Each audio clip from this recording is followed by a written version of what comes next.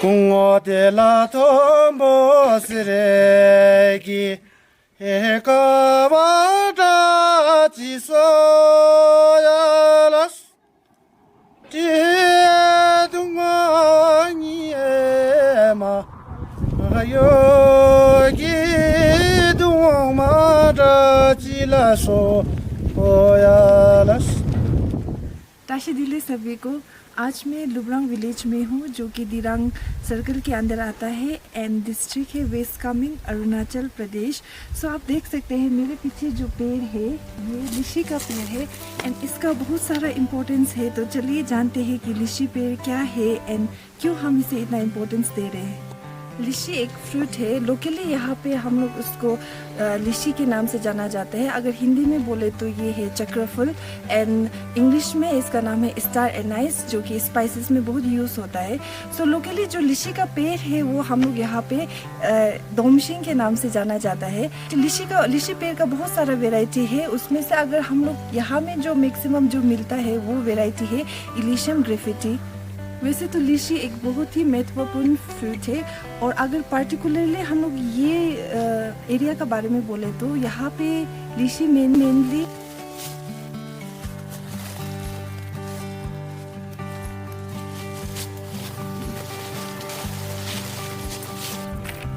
पर इसके अलावा यहाँ जो रहने वाले हैं गांव वाले जो भी हमारे बस्ती के उनको इतना पता नहीं है कि लिची एक्चुअली और इसका क्या क्या यूजेस है एंड इसका क्या इम्पोर्टेंस है।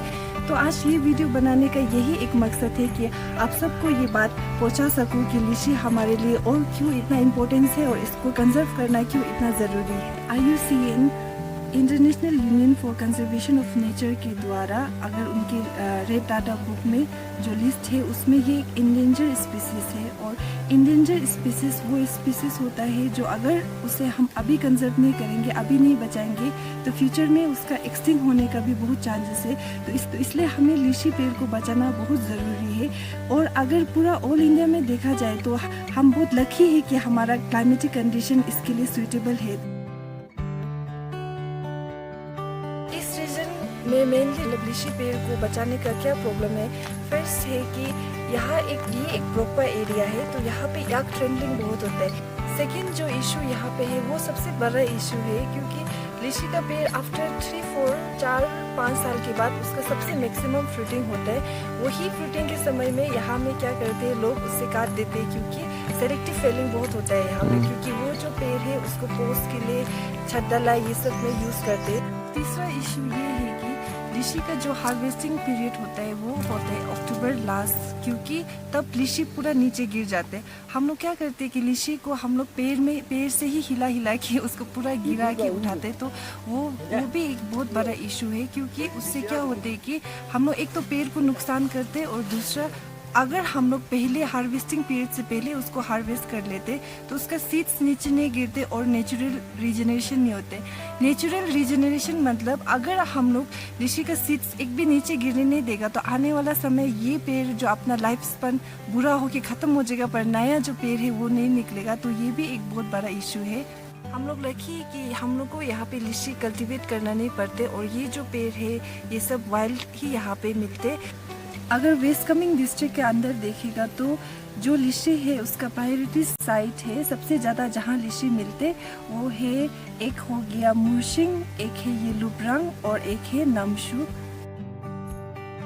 लिची को लेके एक सबसे बड़ा थ्रेड ये भी है जो क्लाइमेटिक कंडीशन है आजकल वो हम लोग का चेंज हो रहे तो जो साइट प्रायोरिटी साइट अभी बोला तो आने वाला फ्यूचर में शायद वो जगह में नहीं भी हो सकती लिची। तो इसलिए इसको कंजर्व करना बहुत ज़रूरी है। और फिर जैसे लिची की लुब्रांग ना यूजेस चीज़ नहीं चीज़ लिया अपना मतलब लिची ले लिची है लिची तो जन चिकन रंग देख में नहीं रुक में मुझे चांग तंग तो ठीक है सब मालूम चिकन जन चिकन रंग में मुझे चांग तंग मतलब बिक्री ही करते हैं ना उसको और उसका कुछ काम तो नहीं है ना चिकन है। और यहाँ पे लिची का क्या काम होता है ना लिची को मतलब सिर्फ बेचते या उसको कहीं में यूज़ करते थे यहाँ लिची का लिची da我想忙比如说这些的利息可能就是干的那的么是可能利息room那的长来了没得不当那往土里是他们的 on jala 잘 뜻답 동기다면 장하다 장네? 장나람 그래서 답 동기다. 대 마고 답도 안 했는데 그 누구에 있는 지는 박스 되어 나이나 있으려 그 하는 줄 맞다 맞다 때문에 Anman doesn't use Miguel.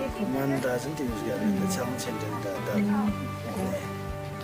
जब लोकल वाला लोग से पूछा तो ये भी पता चला कि जो यहाँ का लोकल वाइन होते हैं जिसको हम लोग छंग बोलते हैं उसमें भी ये गन के लिए उन लोग 1-2 डाल के पीते हैं। ये लीची जो फ्रूट है वो बहुत वैल्यूबल है एंड इसका यूजेस बहुत सारा है। इंडिया में तो इसको मोस्टली स्पाइसेस के लिए यूज़ करते हैं, पर जो ये वेराइटी है ये स्पाइसेस के लिए यूज़ होते हैं एंड एरोमेटिक इंडस्ट्री में भी यूज़ होते हैं क्योंकि इसका जो स्मेल है वो बहुत अच्छा है। इसके बाद भूटान में इसको ये अगरबत्ती जो हम लोग यहाँ पे पोइटंग बोलते हैं उसमें भी यूज़ होते हैं ये, एंड ये मेडिसिनल वैल्यू भी है इसका। अगर हम लोग मेडिसिन बोलेगा तो ये काफिंग में एंड देन बॉडी पेन में भी इसका यूज़ होते हैं। लीची को लेके जितना भी प्रॉब्लम है, इश्यूज है, वो आगे हम लोग ने ऑलरेडी ये वीडियो में बताया था। तो इसको हम लोग कैसे कंजर्व कर सकते हैं एंड कैसे सेव कर सकते हैं। तो सबसे पहले जो याक ट्रैम्पलिंग का है वो एक बड़ा प्रॉब्लम है यहाँ पे। तो हम लोग ऐसे कर सकते हैं, जो भी रीजन में बहुत सारा लीची होते हैं वहाँ पे याक का जाना प्रोहिबिट कर सकते हैं, फेंस वेंस लगा सकते हैं इसको हम लोग कंजर्व करने के लिए। और दूसरा जो हार्वेस्टिंग का समय होते वो अगर हम लोग लीची को अक्टूबर लास्ट वीक में करेगा तो अच्छा है क्योंकि उसमें ऑलरेडी सब लीची का जो फ्रूट है वो ऑलरेडी ग्राउंड में सब गिर चुका होता है। तब अगर हम लोग उसमें हार्वेस्टिंग करेगा तो ये अच्छा होगा क्योंकि तब नेचुरल रिजेनरेशन का भी चांसेस ज़्यादा है। एक इशू ये भी था, यहाँ पे सेलेक्टिव फेलिंग बहुत होते हैं तो उसको भी रोकना बहुत ज़रूरी है। ये तो इसको स्ट्रिक्टली प्रोहिबिट करना ज़रूरी है। एंड साथ ही साथ जो यहाँ पे प्रायोरिटी साइट है लुब्रांग में ही जो लीची जो एरिया में ज़्यादा होते उसको बचाना, वो साइट को बचाना भी बहुत ज़रूरी है।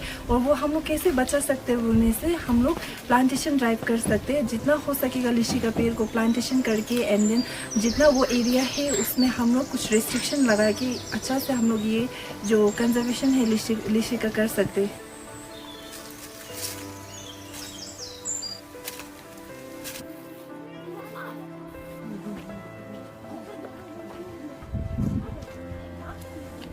तो ये हम लोग का छोटा सा इनिशिएटिव था लीची कंजर्वेशन का ऊपर में जो आज का वीडियो बनाया ताकि आप सब इसका बारे में जान सको। तो आशा करते हैं कि आप लोग भी हम लोग का सपोर्ट करेगा, कोऑपरेट करेगा। थैंक यू सभी को।